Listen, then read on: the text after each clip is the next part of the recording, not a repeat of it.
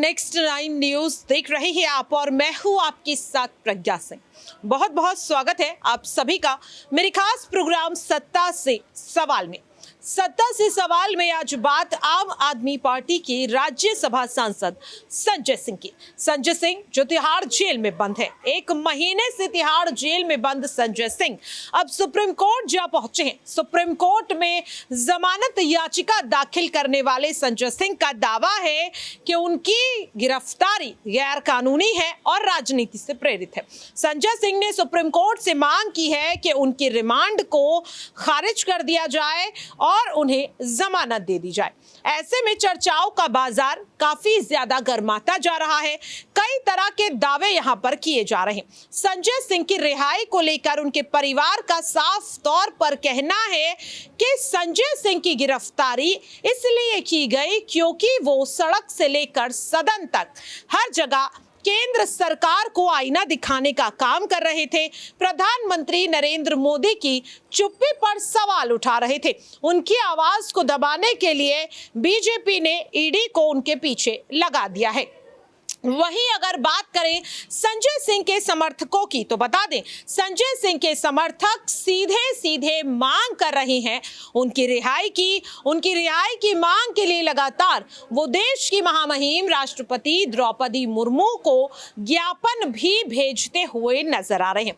ऐसे में supreme court पहुंचे संजय सिंह को क्या राहत मिल पाएगी? क्या उन्हें सुप्रीम कोर्ट से जमानत मिल पाएगी? ये सवाल बेहद गंभीर, बड़ा और अहम होता हुआ नजर आ रहा है।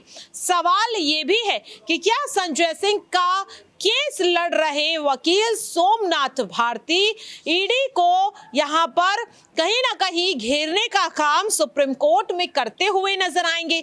अगर बात करें सोमनाथ भारती की तो बता दें कि सेशन कोर्ट में भी अरविंद केजरीवाल की अगुवाई वही कर रहे हैं। यहाँ पर सेशन कोर्ट में भी संजय सिंह की अगुवाई वही करते हुए नजर आ रहे हैं। अरविंद केजरीवाल का बार बार दावा है कि संजय सिंह की रिहाई होनी चाहिए।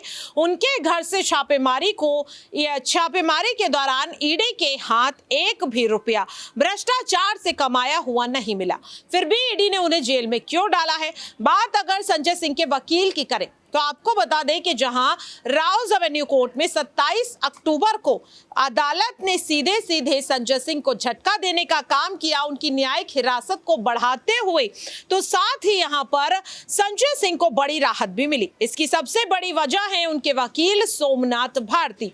सोमनाथ भारती ने राउज एवेन्यू कोर्ट में संजय सिंह को पक्ष रखते हुए कई बड़ी दलीलों को सामने रखा अदालत के, जिसके बाद अदालत ने संजय सिंह को सीधे सीधे राहत देने का काम यहां पर किया। और अब ऐसे में सवाल लगातार ये बनता हुआ नजर आ रहा है कि क्या सोमनाथ भारती एक बार फिर से संजय सिंह को सुप्रीम कोर्ट में राहत दिलवा पाएंगे? क्योंकि निचली अदालत की अगर बात करें तो आपको बता दें कि सोमनाथ भारती ने जज के सामने कई बड़ी दलीलें रखी थी, जैसे कि संजय सिंह गंभीर बीमारियों से पीड़ित हैं, ऐसे में उनका इलाज समय समय पर उनके निजी डॉक्टर द्वारा कराया जाए। दूसरी बड़ी जो दलील यहां पर सोमनाथ भारती ने रखी थी वो दलील थी कि संजय सिंह सांसद के तौर पर जो उनकी जिम्मेदारियां हैं उन्हें पूरा करने के लिए उन्हें चेक पर हस्ताक्षर करने की अनुमति दी जाए। इसके बाद जो तीसरी सबसे बड़ी दलील थी वो दलील थी कि संजय सिंह को उनके परिवार के लिए घरेलू खर्च देने के लिए एक चेक पर हस्ताक्षर करने की अनुमति दी जाए। इन तमाम दलीलों पर सोमनाथ भारती ने जो मजबूती कोर्ट के सामने रखी और देखने के लिए मिला कि कोर्ट ने इन तीनों ही दलीलों को स्वीकार करते हुए संजय सिंह को राहत देने का काम किया। ऐसे में बार बार सवाल उठ रहा है कि जब संजय सिंह के पक्ष को अब सुप्रीम कोर्ट में उनके वकील रखेंगे तो क्या यहां पर संजय सिंह को सुप्रीम कोर्ट में राहत दिलवाने का वो काम कर पाएंगे? क्योंकि आपको बता दें कि मनीष सिसोदिया जिनकी गिरफ्तारी इसी मामले में हुई थी वो लगभग 265 दिन जेल में बिता चुके हैं, लेकिन उन्हें सुप्रीम कोर्ट से राहत नहीं मिली। लेकिन क्या संजय सिंह को यहां पर राहत मिल पाएगी? इसी मुद्दे पर चर्चा के लिए मेरे साथ मेरे सहयोगी अब्रार हैं। उनसे इस चीज को समझेंगे कि आखिरकार उनका इस पूरे मामले पर क्या कुछ कहना है। तो देखिए अपराध, जैसा कि यहाँ पर हम लगातार इस चीज को देख रहे हैं कि संजय सिंह के वकील जो हैं सोमनाथ भारती, बीती सुनवाई जो राउज एवेन्यू कोर्ट में 27 अक्टूबर को हुई, तो भले ही संजय सिंह की न्यायिक हिरासत को बढ़ाया गया, लेकिन देखने के लिए मिलता है कि उनके वकील कई मजबूत दलीलें रखते हैं उनके स्वास्थ्य को लेकर, घरेलू खर्चे को लेकर, सांसद के तौर पर उनकी जिम्मेदारियों को लेकर, जिन्हें देखते हुए सीधे सीधे राउज एवेन्यू कोर्ट राहत देने का काम करता है। यहाँ पर क्या लग रहा है कि सुप्रीम कोर्ट में भी क्या यहाँ पर सोमनाथ भारती उन्हें राहत दिलवाते हुए नजर आएंगे? क्या वो बड़ी मजबूत दलीलें रख पाएंगे जिनके आगे ईडी भी कहीं ना कहीं कमजोर पड़ती हुई नजर आएगी? देखिए बिल्कुल जो है सोमनाथ भारती जिस तरीके से इस पूरे केस को देख रहे हैं और लगातार कहीं ना कहीं वो जो है ये जो एक तरह के संकेत दे रहे हैं कि कोर्ट में जो सबूतों को लेकर के इस वक्त बहस का एक विषय बना हुआ है। दरअसल ईडी भले ही दावे ज़रूर कर रही हो, गिरफ्तारी के समय ऐसा माहौल बनाया जाता है ताकि ऐसा समझ लिया जाए कि जो अभियुक्त है उसके खिलाफ तमाम सबूत जो है वो ईडी के पास मौजूद है, लेकिन जैसे ही उनको अरेस्ट में लिया जाता है, कस्टडी में लेने के बाद जब कोर्ट में सुनवाई होती है तो कहीं ना कहीं ईडी जो है वो पिछड़ते हुए नजर आती है सबूतों के मामले में।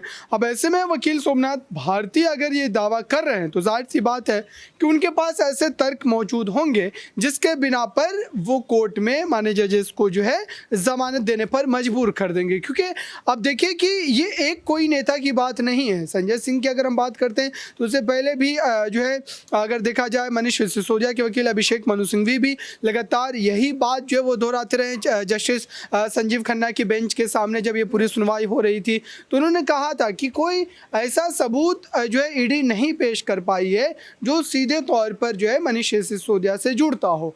और जाहिर सी बात है कि अगर ये बात सच है तो फिर मनीष सिसोदिया को जो है ज़मानत पर रिहा करना ये कोर्ट के लिए बेहद ही आसान हो जाएगा, क्योंकि इतने लंबे समय के बावजूद भी अगर ईडी जो है सबूत नहीं जुटा पा रही है तो कहीं ना कहीं एक कह सकते हैं कि बड़ी चूक है, या फिर आप कह सकते हैं ये केस कहीं ना कहीं कमज़ोर है। अबरार, यहाँ पर देखिए आपने मनीष सिसोदिया को लेकर तो कहा, लेकिन जिस तरीके से अब संजय सिंह भी सुप्रीम कोर्ट जा चुके हैं, मनीष सिसोदिया का आप जिक्र करते हुए नजर आए, तो मनीष सिसोदिया को जमानत नहीं मिली। ऐसे में क्या संजय सिंह ने सुप्रीम कोर्ट जाकर कहीं गलत फैसला तो नहीं ले लिया? क्योंकि जब मनीष सिसोदिया को ही राहत नहीं मिली, 250 से ज्यादा दिन समय वो जेल में बिता चुके हैं, ऐसे में संजय सिंह ने किस आधार पर सुप्रीम कोर्ट जाने का फैसला यहाँ पर लिया? और क्या उन्हें सुप्रीम कोर्ट से वाकई में राहत मिलेगी या फिर दिल्ली हाई कोर्ट की तरह झटका मिलता हुआ ही नजर आएगा? देखिए संजय सिंह वाले मामले में तो फिलहाल अगर देखा जाए तो इनिशियल डेज हैं और जाहिर सी बात है कि इस समय जिस ढंग से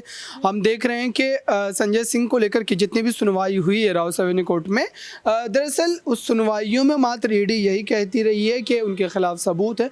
लेकिन इस मामले में भी आप देखिए दिनेश अरोड़ा के उस बयान के अलावा कोई भी चीज़ सामने निकल करके नहीं आई है। तो ऐसे में सुप्रीम कोर्ट जाना बेहद उनके लिए एक तरीके से आप कह सकते हैं कि एक विकल्प था। और मुझे लगता है कि भले ही मनीष सिसोदिया वाले मामले में कहीं ना कहीं कोर्ट ने जो है यहाँ पर फैसला देने से मना जो है इनकार किया हो, जमानत नहीं दी हो, लेकिन संजय सिंह को इस पूरे मामले में जो है जमानत जो है मिल सकती। तो देखा आपने और सुना भी कि किस तरह से तमाम सवालों के जवाबों से यही समझ में आता है कि सुप्रीम कोर्ट में सुनवाई बेहद अहम है। ऐसे में संजय सिंह को राहत भी सुप्रीम कोर्ट से मिल सकती है और झटका भी लग सकता है। अगर ईडी सुप्रीम कोर्ट के सामने वो बड़े सबूत पेश नहीं कर पाती है तो शायद संजय सिंह को जमानत भी मिल जाए। देखना काफी ज्यादा दिलचस्प होगा कि सुप्रीम कोर्ट से पहले राउस एवेन्यू कोर्ट 10 नवंबर को आखिरकार क्या कुछ फैसला संजय सिंह को लेकर सुनाता हुआ नजर आएगा, क्योंकि आपको बता दें कि उनकी रिमांड का समय 10 नवंबर को खत्म हो जाएगा और 10 नवंबर को कोर्ट में उनकी पेशी होगी। क्या लगता है कि संजय सिंह जेल से बाहर आते हुए नजर आएंगे या मनीष सिसोदिया की तरह अभी उन्हें भी कुछ समय और जेल में ही बिताना होगा? अपनी राय कमेंट बॉक्स में जरूर शेयर करें। आज के लिए इस खास प्रोग्राम सत्ता से सवाल में इतना ही। बाकी की तमाम अपडेट्स के लिए आप देखते रहिए नेक्स्ट 9 न्यूज।